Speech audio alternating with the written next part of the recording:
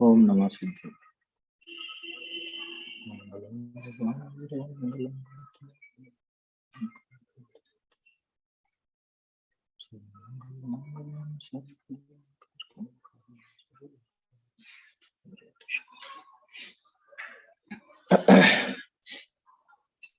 आत्मानुशासन ग्रंथ पर अपनी चर्चा कल समाप्त हो गई। आत्मानुशासन ग्रंथ पूर्ण हो गया। अब आगे की चर्चा अपने को करनी है। आज तो रविवार भी है और महीने का आखिरी दिन भी है। जिनवाणी स्तुति बदलनी ही थी अपने को 1 तारीख को, तो आज ही उस पर चर्चा करेंगे। भागचंद जी की 2 जिनवाणी स्तुतियां हैं, उन दोनों पर चर्चा करेंगे और जो ज्यादा रुचिकर लगेगी आप लोगों को वो जिनवाणी स्तुति अब अपन रोज बोलेंगे। इसके साथ ही जो जब आत्मानुशासन ग्रंथ का अपन अभ्यास कर रहे थे तो उसमें गुरुओं के बारे में बहुत कुछ आया था। मुनिराज का स्वरूप कैसा होता है, ये सब बातें काफी अच्छे से आत्मानुशासन ग्रंथ में अपन ने देखी। तो भूधर दास जी की गुरु वंदना और गुरु स्तुति ये 2 रचनाएं हैं, तो उनके संबंध में भी अपन थोड़ी चर्चा करेंगे। और भी अगर आपके कोई प्रश्न हो तो उन प्रश्नों को भी अपन देख सकते हैं। पहले आपको यहाँ पे स्क्रीन पे मैं दिखा रहा हूँ।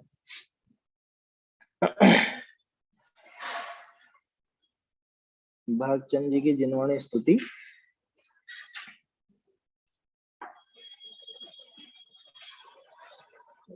जान के सुज्ञानी जैन वाणी की श्रद्धा लाइए। ठीक है, इसमें पुस्तक में है क्या, है ना? 92 नंबर पेज पर है इस पुस्तक में, 92 पर। ये आपको आध्यात्मिक भजन संग्रह में भी मिल सकती है। और ये जिनवाणी स्तुति। आवाज बहुत कम आ रही है।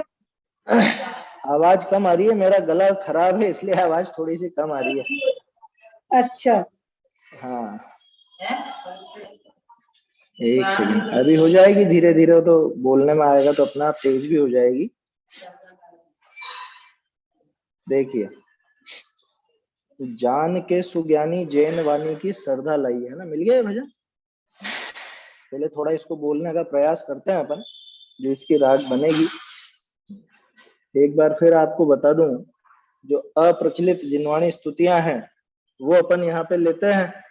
उसका कारण यही है कि भाई जो भागचंद जी आदि जैसे हमारे बड़े बड़े विद्वानों ने ये रचनाएं की हैं, तो ये रचनाएं गायब ना हो जाए।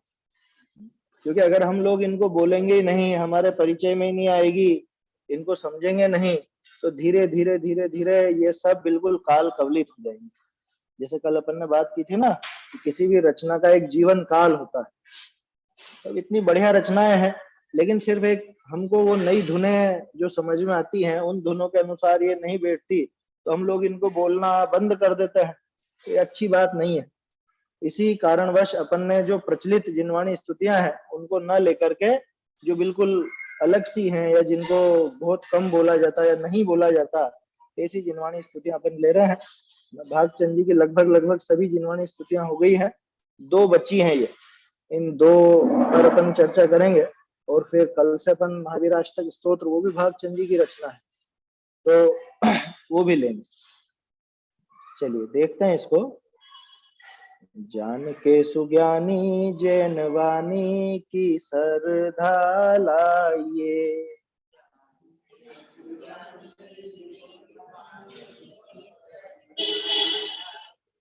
जान के सुज्ञानी जैन वाणी की श्रद्धा लाइए।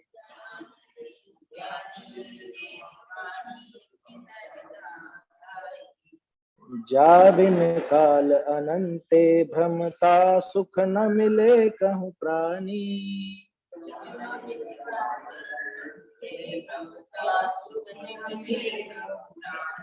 जा बिन काल अनंते भ्रमता सुख न मिले कहूँ प्राणी।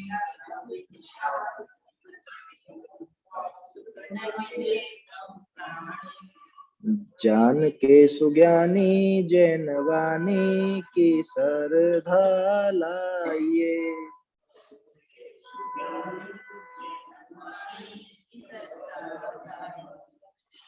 स्वपर विवेक अखंड मिलत है।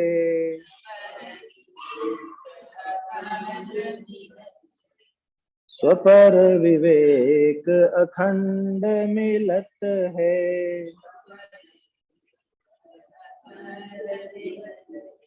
जाहि के सरधानी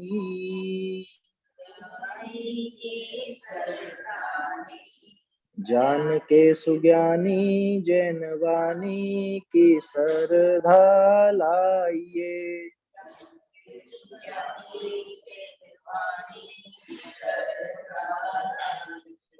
अखिल प्रमाण सिद्ध अविरोधत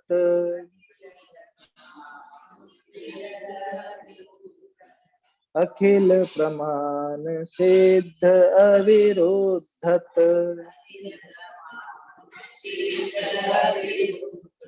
स्यात् पद शोध निशानी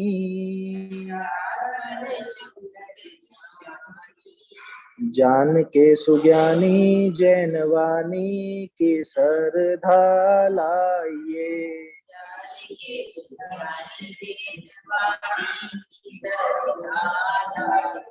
भाग चंद सत्यारथ जानी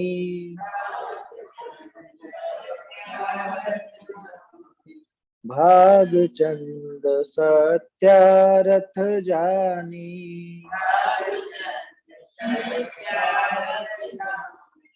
परम धर्म रजधानी जान के सुज्ञानी जैनवानी की सरधा लाइए।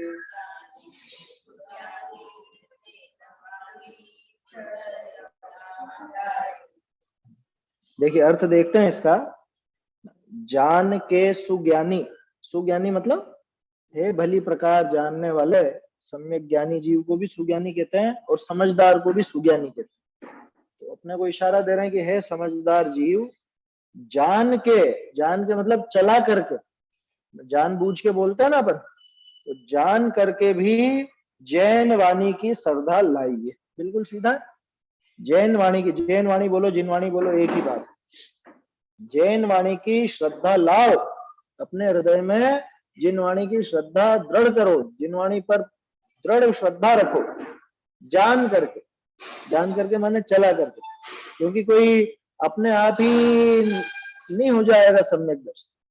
देव शास्त्र गुरु आदि इन सबका श्रद्धान पहले चाहिए ना, और उन सबका श्रद्धान जिनवाणी के श्रद्धान बिना नहीं होता। सात तत्व का श्रद्धान जिनवाणी के श्रद्धान बिना नहीं होता।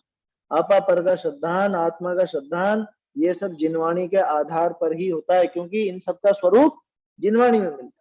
इसलिए कहते हैं चला करके, जान करके जैन वाणी की श्रद्धा, जिनवाणी की दृढ़ श्रद्धा लाओ। क्या कह रहे हैं आगे? जाबिन काल अनंते भ्रमता सुख न मिले कहूं प्राणी। सरल है। जाबिन काल अनंते भ्रमता, जिसके बिना अनंत अनंत काल से तू भ्रमता रहा। ये जीव अगर जगत में भटका है तो किसके बिना भटका? ये जिनवाणी के श्रद्धान बिना भटका। जिनवाणी के श्रद्धान में सारे श्रद्धान आ गए। सुख न मिले कहूं प्राणी, कि कहीं पर भी इस प्राणी को, इस जीव को सुख नहीं मिला जिसके बिना। इसलिए क्या करना? इसलिए जिनवाणी की श्रद्धा चला करके भी लाना। आया समझ में? अरे उल्टा खर्चा हो तो करने लायक काम है ये तो, और मुफ्त में हो रहा है काम तो क्यों नहीं करना? आया समझ में? ये काम तो ऐसा है कि पूरा जीवन दे दो और ये श्रद्धान हो जाए तो भी बहुत सस्ता सौदा है। लेकिन यहाँ तो ना जीवन देना पड़ रहा है। तो क्या बोलते हैं, हींग लगे ना फिटकरी रंग भी चोखा, वैसा हिसाब है। क्या लग रहा है? एक वो छंद था ना, न क्लेशो न धन व्यय, या न च देशांतर गमने।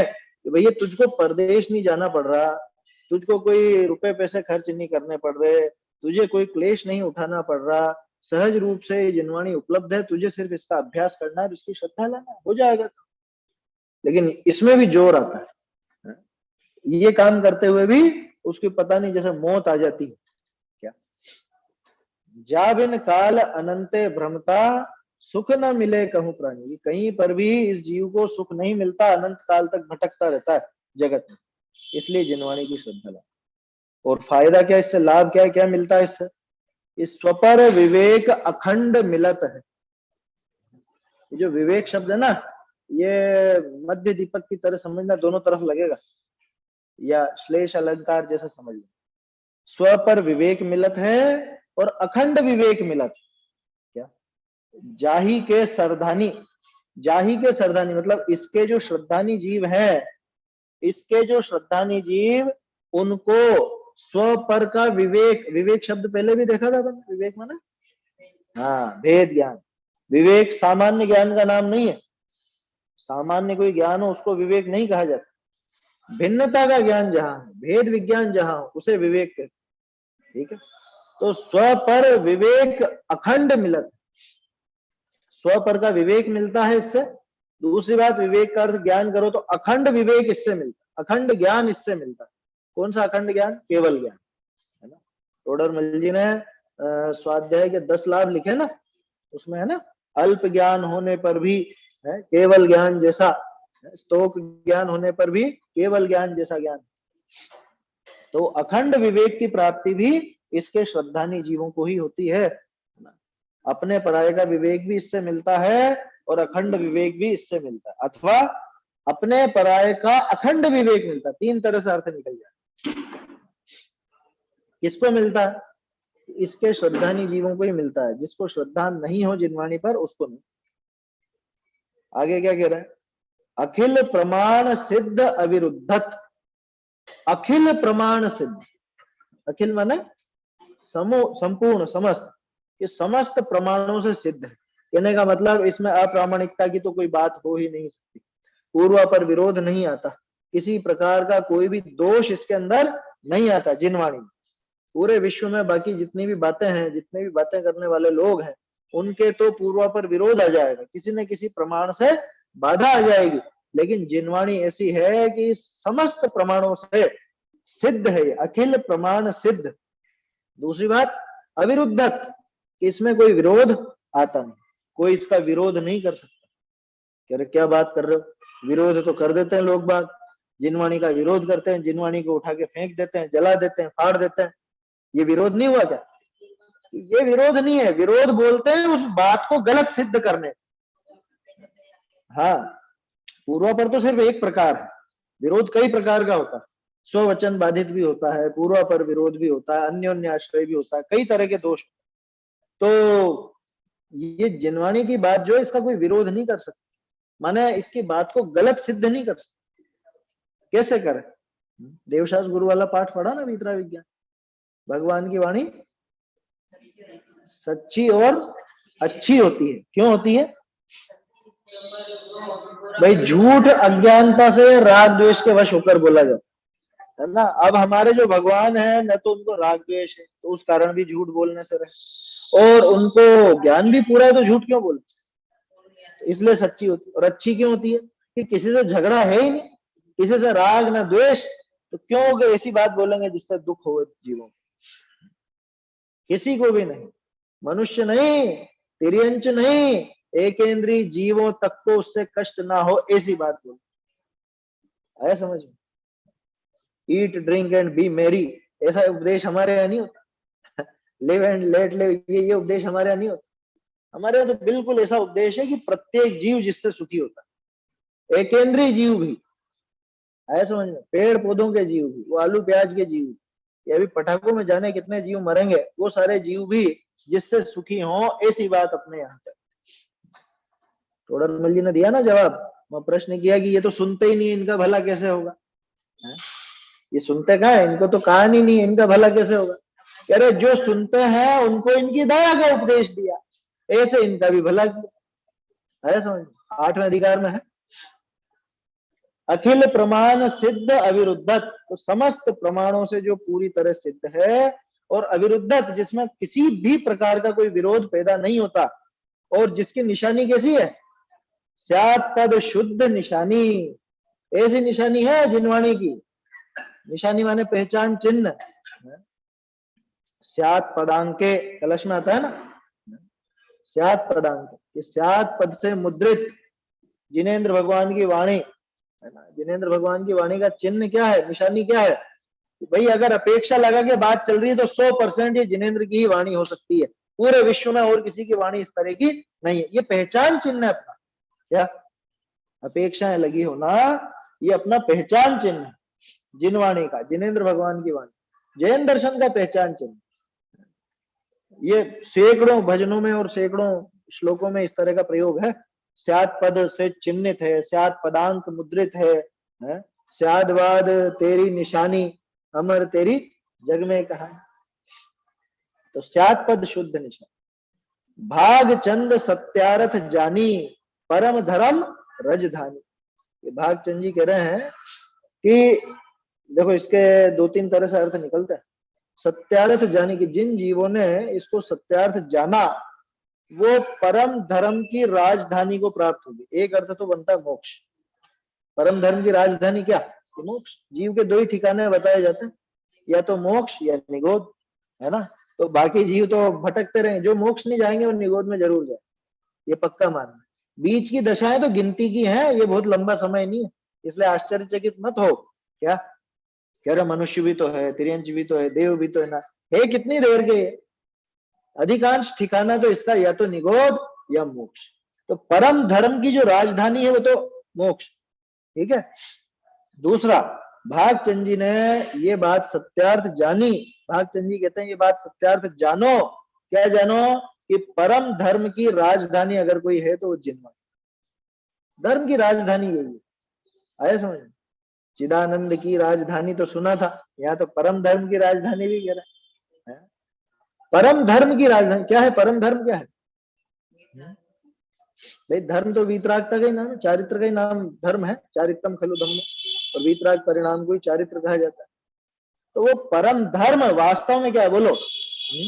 भगवान का प्रक्षाल, अभिषेक, पूजा, भक्ति है, दान या यात्रा या उपवास, व्रत, इनमें से सबसे ऊंचा कार्य कौन सा? बाहरी क्रियाओं में तो सबसे ऊंचा कार्य जिनवाणी का अभ्यास, जिसको हम स्वाध्याय कहते हैं, शास्त्राभ्यास। तो परम धर्म की राजधानी यही है, सबसे ऊंचा धर्म है ना। स्वाध्याय परमम तपः, ऐसा कहा ना। कहाँ पे कहा? हरिवंश पुराण, स्वाध्याय परमम तपः। स्वाध्याय परम तप है। तो परम धर्म की राजधानी, परम धर्म का ठिकाना ये स्वाध्याय। यकीन मानिए बाहरी क्रियाओं में भी इससे ऊंची धार्मिक क्रिया कोई है ही नहीं। आया समझ में? ये कोई अतिशयोक्ति की बात नहीं कर रहा हूं मैं, वास्तव में यही बात कि जिनवाणी का अभ्यास करने से बढ़कर बाहरी कोई धर्म का धार्मिक कार्य नहीं है। ये पक्का मानना दृढ़ता से, समझ में ही बात। थोड़ा सा दृढ़ करने के लिए दो एक बात कहता हूं। बोलो, शिखर जी की यात्रा ज्यादा बड़ा काम है कि स्वाध्याय बड़ा? कह रहे ऐसा कैसे बोल रहे हो? अरे विचार करो, उस पर विचार तो करो। शिखर जी की यात्रा भी उसी व्यक्ति की सफल होगी जिसने स्वाध्याय की। नहीं तो पूछो, जाने वाले से पूछो क्यों जाते हो भैया, क्या है वहां पे, क्या है वहां पे जो यहाँ नहीं है, क्यों जाते हो? कौन जवाब देगा? जवाब वही दे सकता है कि जिसने पहले जिनवाणी में उसके बारे में समझा हो, यात्रा का स्वरूप समझा हो, शिखर जी का स्वरूप समझा हो, तभी तो वो बात समझ में आएगी ना। बोलो, सिद्ध चक्र मंडल विधान ज्यादा ऊंचा काम है इस स्वाध्याय का बच्चा?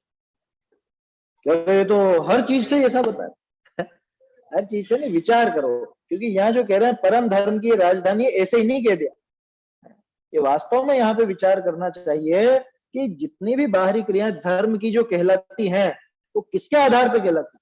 उपवास समझे बिना कोई उपवास कर सका है आज तक? है वो तो सेठ जी जैसी सामयिक होगी फिर क्या? बिना स्वाध्याय के बाहरी क्रियाएं करना, वो तो सेठ जी की सामयिक हुई थी ना, वैसी सामयिक होगी। स्वरूप मालूम नहीं है और वो काम करने लग गए। स्वरूप कहां से पता चलेगा? ये स्वरूप तो जिनवाणी से ही पता चले, ये पक्का मानना, बिल्कुल पक्का। हाँ, नहीं आते, वो आ जाए, उनको महिमा है उस चीज की, उनको, लेकिन उसमें एक अक्षर भी समझ में नहीं आता। क्या उनको 4-4, 5-5 घंटे बिठाओगे तो बैठ जाएंगे, लेकिन स्वाध्याय का नाम लोगे, स्वाध्याय में तो आधा घंटे में भी मौत आएगी। क्या है समझ में? पाठ में भी वो तो बुलावे की महिमा है क्या? नहीं बुलावा तो कौन पाठ करना आ रहा है? समझ में आ रही बात? खैर वो तो दूसरी बात है। मैं खास बात ये बता रहा हूँ कि जितनी भी क्रियाएं हैं वो क्रियाएं धर्म नहीं है या उनसे धर्म का कोई लेना देना नहीं है, ये बात नहीं कह रहा हूँ मैं ये कह रहा हूँ उन सबका भी अस्तित्व तभी सिद्ध होगा, उन सबका भी फल वास्तव में उसी को मिलेगा कि जिसने जिनवाणी का अभ्यास किया उस स्वाध्याय से उनका स्वरूप जान। भगवान मैं कौन हूँ, ये भगवान की भक्ति करता हूँ तो क्यों करता हूँ, इन्हीं की क्यों करता हूँ, इनका क्या स्वरूप है, किस प्रयोजन से भक्ति करता हूँ। ये आप जो स्तुति बोलते हो सुबह सुबह, सकल गे गायक बोलते हो, पूजाएं करते हो, अगर स्वाध्याय नहीं करो तो क्या अर्थ समझ में आवे? बोलो कहाँ धर्म रहा फिर? इसलिए परम धर्म राजधानी, इसलिए जिनवाणी को परम धर्म राजधानी। बिना जिनवाणी के अभ्यास के यकीन मानिए आपको एक भी क्रिया समझ में नहीं आएगी, होगा ही नहीं, धर्म ही नहीं होगा। अरे बिना अभ्यास किए, बिना स्वरूप समझे ऐसा भी पद धारण कर ले तो होती है ना उटपटांग क्रिया, सुनी पड़ी होंगी ना आजकल में, क्या जिक्र करो। बोलो अगर स्वरूप समझा होता तो ऐसा ऐसा गलत कदम उठाया जा सकता? जो भी प्रसंग बना, इधर उधर भागने का प्रसंग बने या आत्मघात का प्रसंग बने, ये सब तभी संभव है कि जब इसको उस बात का स्वरूप तो पता नहीं था और देखा देखी या किसी के कहने से या पता नहीं किसी और भावना से वो काम हो गया। इसलिए जिनवाणी का अभ्यास बहुत जरूरी। परम धर्म की राजधानी ऐसे ही नहीं कह दिया भागचंदी, और भागचंदी कह रहे हैं तो उस बात में दम है ना, उसको समझना चाहिए, ऐसा है। चलिए तो एक